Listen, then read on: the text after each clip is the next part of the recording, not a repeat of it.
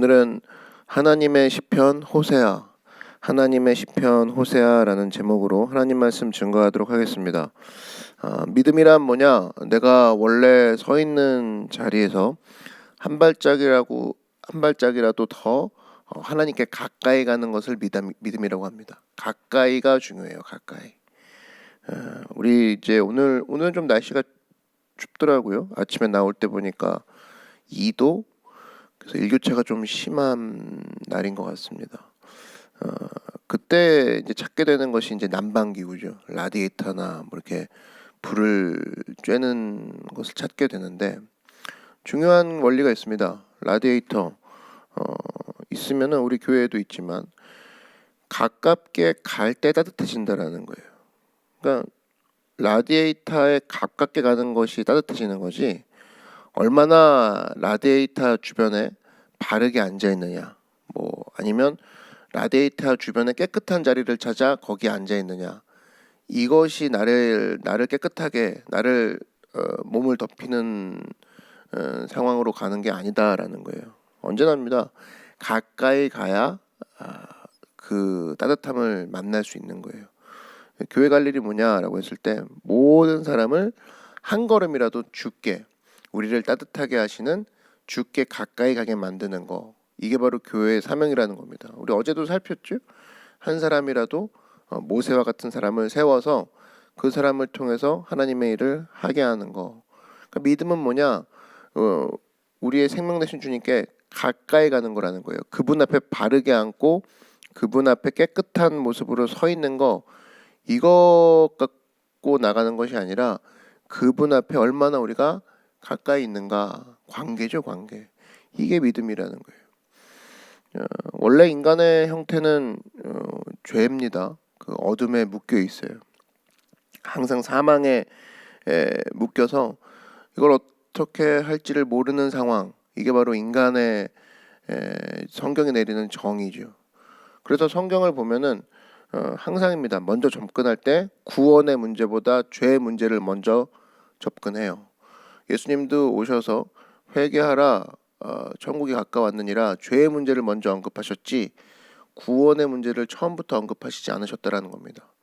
죄를 먼저 얘기하시고 구원을 이야기하는 거예요. 그게 성경에 항상 접근하는 방법이에요. 즉 뭐냐, 라디에이터가 얼마나 좋은지를 선포해 주는 것보다 네가 얼마나 추운 자리에 앉아 있는지를 먼저 얘기하는 것이 성경이라는 겁니다.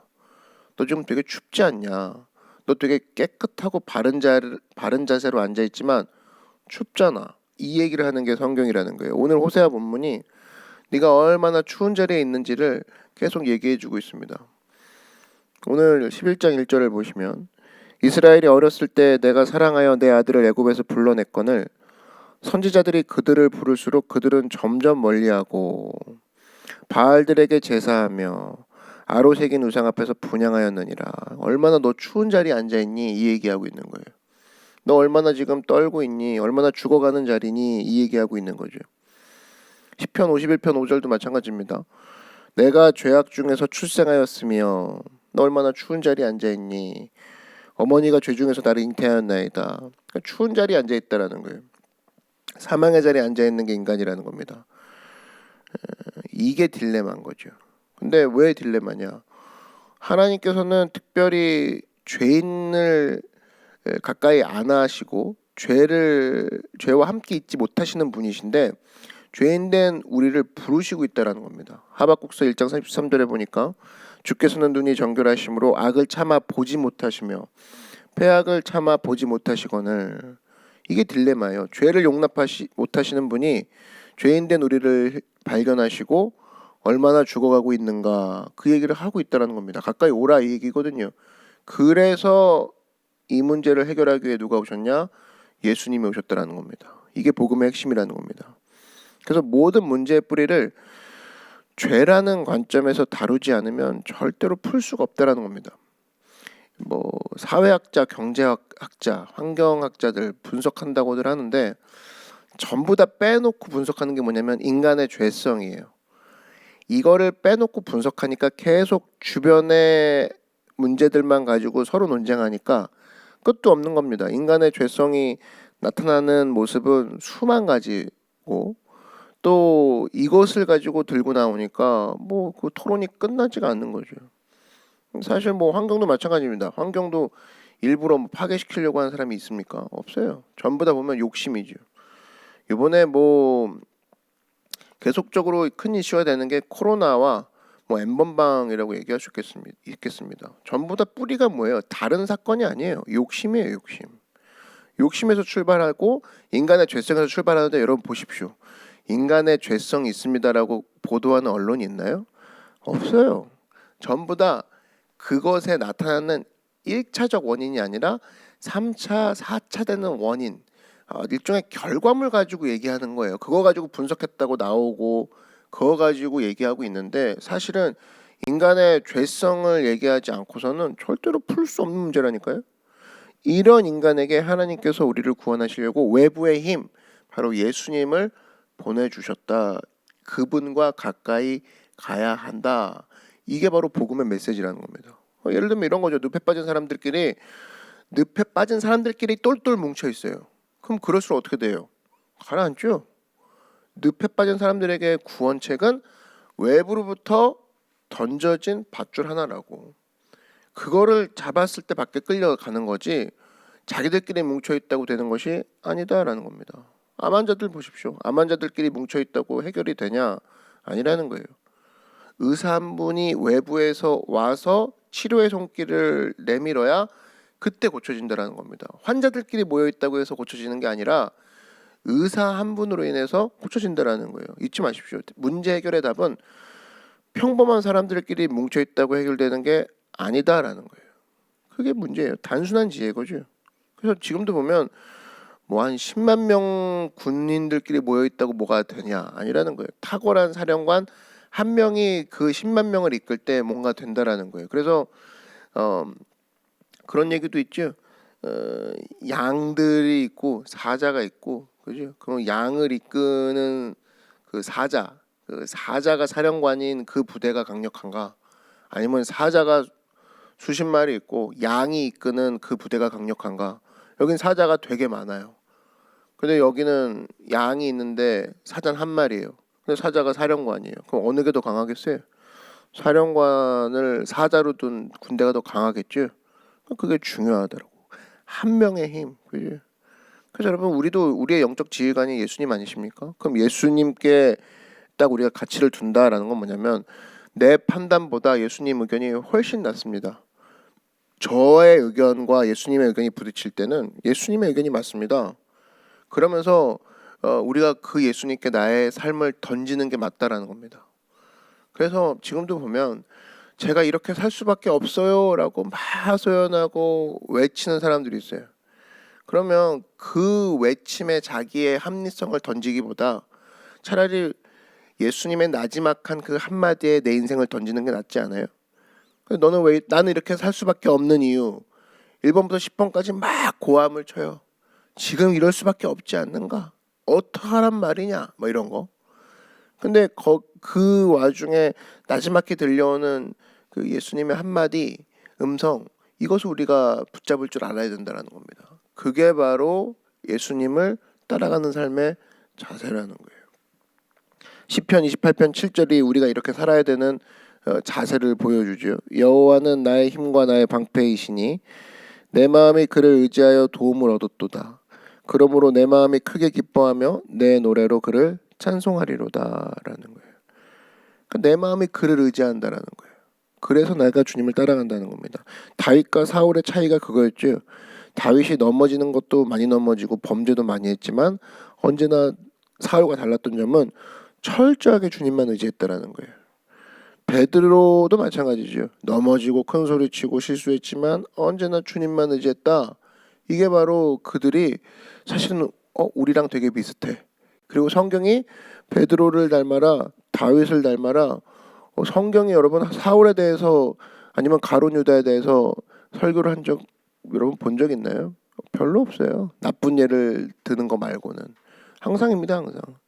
그래서 여러분 오늘 우리가 알 수 있는 내용들은 뭐냐? 항상 우리의 정말 우리 생명 되시는 예수님께 가까이 가는 것만이 예수님과의 거리가 우리가 살고 죽고에 직결된다. 그것이 우리의 신앙이라는 거예요. 오늘 호세아서 11장은 이제 본격적으로 하나님의 회복이 시작이 됩니다. 하나님의 회복이 시작이 되는데 하나님의 시편과도 같아요. 이전까지는 호세아가 철저하게 어떤 고통과 환난 가운데서 자기가 슬퍼하는, 처절하게 느끼는 것들을 얘기한다 그러면 하나님의 노래가 시작되는 것이 사실은 11장입니다. 그래서 내가 이제 이스라엘을 향해서 가까이 오라라고 막 외치는 거예요. 그런 걸 아마 느낄 겁니다. 1절부터 한번 보면 하나하나가 하나님의 노래와 같아요. 이스라엘이 어렸을 때 내가 사랑하여 내 아들을 애굽에서 불러냈거늘. 그죠? 가까이 있었던 적을 기억하시는 거고 실제로 가깝게 오라고 얘기를 하는 거예요. 여기 보니까 내가 사랑하여, 이거 히브리어 원어를 보면 이 사랑은 선택하신 사랑을 뜻하거든요. 그러니까 일방적인 사랑을 얘기해요. 그러니까 내 아들을 애굽에서 불러냈거늘, 어렸을 때, 그러니까 부모가 아이에게 주는 사랑을 얘기하는 거죠. 가까이 오기를 원하신다라는 겁니다. 그 다음에 3절을 보니까 그러나 내가 에브라임에게 걸음을 가르치고 내 팔로 안았음에도, 이걸 기억하는 거, 그리고 이걸 통해서 하나님의 기다리시는 사랑을 보여주는 거죠. 그러니까 이스라엘이 몸부림을 치고 이스라엘이 마치 부모 품에 안긴 아이가 막 아둥바둥 할 때 부모는 따뜻하게 안아주죠. 기다리시는 사랑을 얘기하는 거예요. 4절 한번 보시면 내가 사람의 줄 곧 사랑의 줄로 그들을 이끌었고 그들에게 대하여 금옥에서 멍에를 벗기는 자같이 되었으며 그들 앞에 먹을 것을 두었노라. 그죠? 철저하게 먹이시고 이끄신 하나님을 보여줘요. 그리고 여기서 알 수 있는 게 뭐냐면 찬송가 가사도 있죠. 그의 사랑의 줄로 나를 굳게 잡아 매소서. 여기서 나온 거예요. 그 다음에 그들 앞에 먹을 것을 두었노라. 입속으로 먹을 것을 넣으시느니라. 강제적인 게 아니라 먹을 것 뒀다라는 거예요. 자유를 주신 거죠. 먹을 수 있도록 골라 먹게 하시고 양껏 먹게 하시고 먹이시는 사랑을 보여줘요. 8절을 보면은 에브라임이여 내가 어찌 너를 놓겠느냐, 이스라엘이여 내가 어찌 너를 버리겠느냐, 내 마음이 내 속에서 돌이키어. 하나님 마음이 좀 아까까지는 10장까지는 내가 형벌 내릴 거야, 징계할 거야 하다가 자기가 자기 마음을 돌이키시는 걸 보여줘요. 나의 긍휼이 온전히 불붙듯 하도다. 이제는 호세아 10장 전까지는 하나님의 형벌이 불붙듯 일어났는데 이제는 하나님의 긍휼이 불붙듯 일어난대요. 인간이 잘해서가 아니라 하나님 혼자 마음을 돌이키신 거예요. 그 정도로 미쳐 있는 거죠. 사람을 얼마나 사랑하시는지. 사람은 여전히 악한 모습으로 서 있는데 하나님 혼자 12번이 마음이 바뀌는 거예요. 아, 얘네들 혼내버릴까? 아니야, 그럼 너무 아파하겠지? 돌아와라. 내가 너 얼마나 사랑하니? 이걸 혼자 하고 계시는 거예요. 9절 보시면 내가 나의 맹렬한 진노를 나타내지 아니하며, 말이 안 되는 거죠. 좀 아까까지 10장 전까지는 뭐 15절 같은 데 보면 이스라엘 왕이 새벽에 정령 망하리로다. 새벽부터 망한다고 얘기했거든요. 근데 11장 9절 같은 데 보면은 내가 나의 맹렬한 진노를 나타내지 아니하며 내가 다시는 에브라임을 멸하지 아니하리니. 한 장 만에 바뀌는 거예요. 하나님의 진노에서 하나님의 사랑으로 바뀐다는 거예요. 근데 그 동인이 나옵니다. 이 11장 9절이 진짜 이 가슴에 딱 새겨지는 구절인데, 이렇게 하는 이유는 이는 내가 하나님이요 사람이 아님이니라. 그죠? 이렇게 나의 마음이 너희를 향해 가깝게 서 있고자 하는 이유는 뭐냐?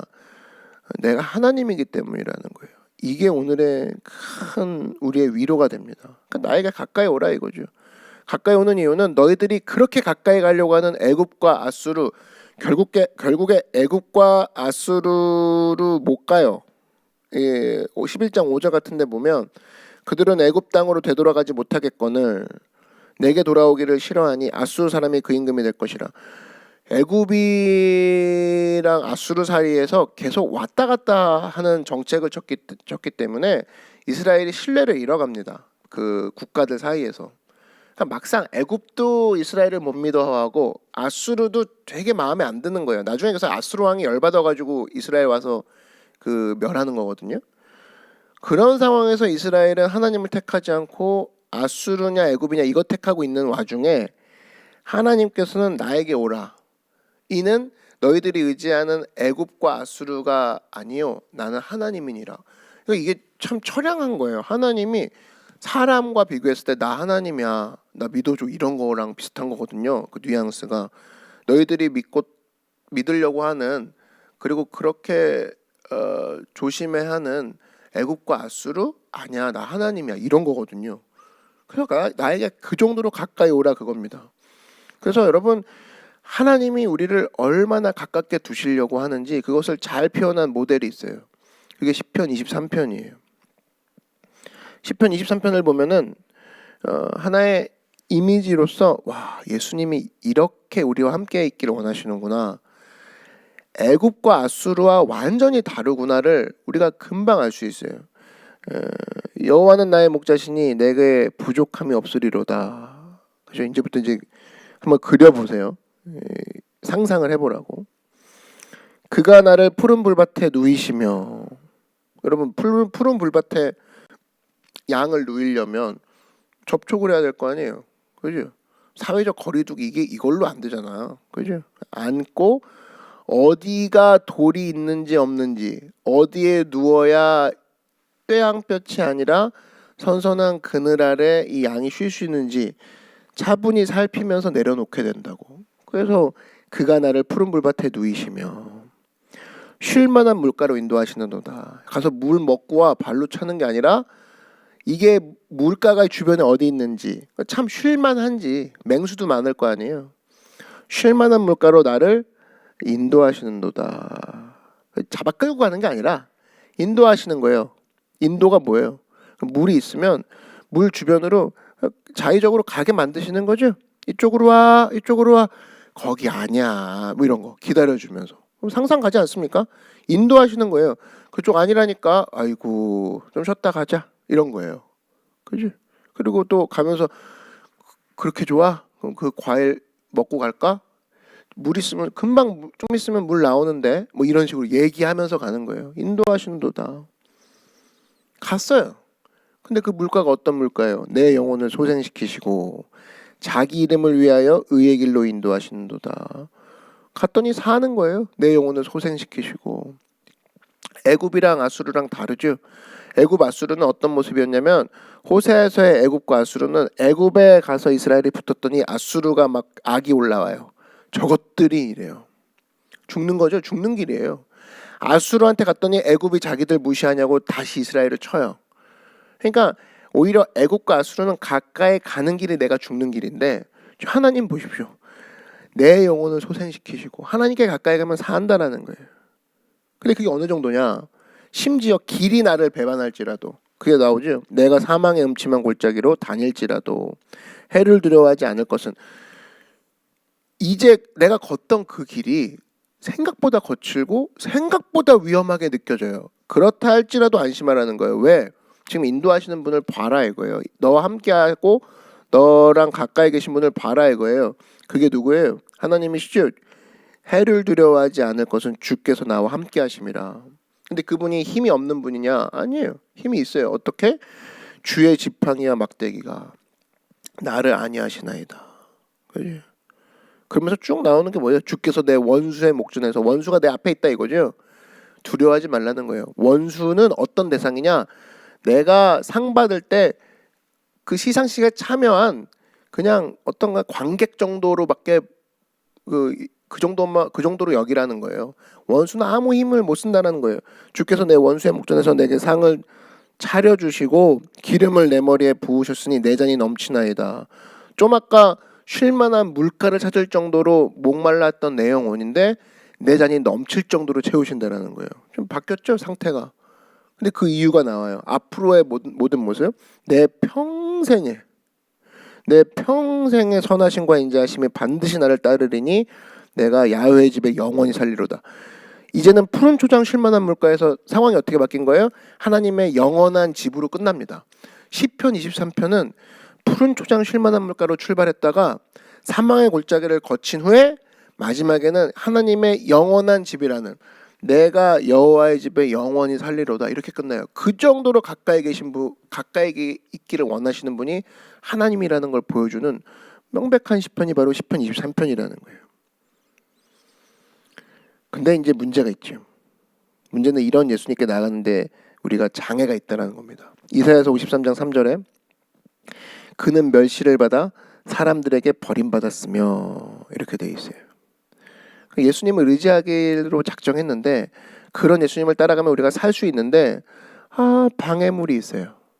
예수님 볼 때 그 예수님의 모습이 처음부터 막 존경스러워 보이고 특출나 보이고 이래 보이지 않는다고. 왜? 시편 이사야 53편처럼 멸시를 받아 사람들에게 버림받을 정도로 외형과 겉모습이 출중한 모습으로 다가오지 않는다는 거예요. 평범한 모습으로 계시다는 거예요. 버림받아도 될 정도로, 멸시받아도 될 정도로.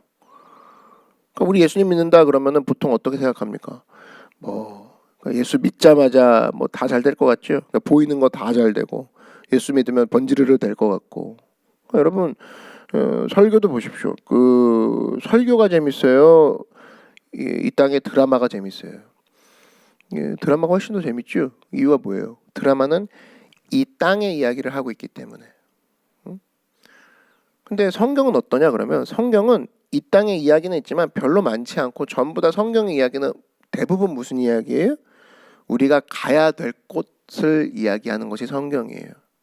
그러니까 이 땅에 다루는 드라마나 영화나 이런 것들은 사실은 이 땅의 이야기에 국한돼 있고, 성경은 하늘나라 이야기, 우리가 곧 앞으로 갈 곳에 대해서 얘기하고 있다고. 그지? 그러니까 우리가 붙잡아야 될 것이 뭐냐면, 사실은 이 시대적으로도 마찬가지인데, 특별히 포스트 모더니즘 시대라고 그러는데, 이 특징이 있어요. 이 땅의 이야기들의 특징이 있다고. 첫 번째는 모든 권위를 깨버리지. 모든 권위를 깨버려요. 이유가 있어요. 아버지의 권위 싫다 이거예요. 국가의 권위 싫다는 거예요. 대놓고. 그러다 보니까 권위 자체를 되게 싫어하잖아요. 그러면 그 다음 반드시 오는 게 혼돈이 옵니다. 그러니까 이거를 이제 나중에는 어떤 식으로 진행이 되냐면, 권위 믿지 말자. 그리고 이제 기준이 없어지는 거잖아요. 혼돈이 오니까 나중에는 나만 믿자. 이런 결론이 나오는 게 이 땅의 이야기의 시작이고, 또 이 땅, 이 포스트 모더니즘 시대 이 땅의 이야기의 두 번째 특징은 다양한 가치를 주장합니다. 작품 하나가 나오면 이 사람이 어떤 마음으로 이 시를 썼나, 이 노래를 지었나, 이 영화를 만들었나, 이것을 존중하고 그것에 적용해야 되는 것이 마땅한 건데, 이런 거예요. 내가 느끼는 대로 느껴야지. 이런 거죠. 그러니까 어떤 시나 이런 걸 봐도 내 맘대로 내가 느끼는 거, 이걸면 충분한 거 아닌가? 꼭 이 사람이 느낀 대로 내가 느껴야 되나? 이런 거예요. 그래서 지금 옛날에는 주일 성수 시비 거는 사람 없었습니다. 교회에서 이혼하지 마 이런 거 그걸 따지는 사람이 없었어요.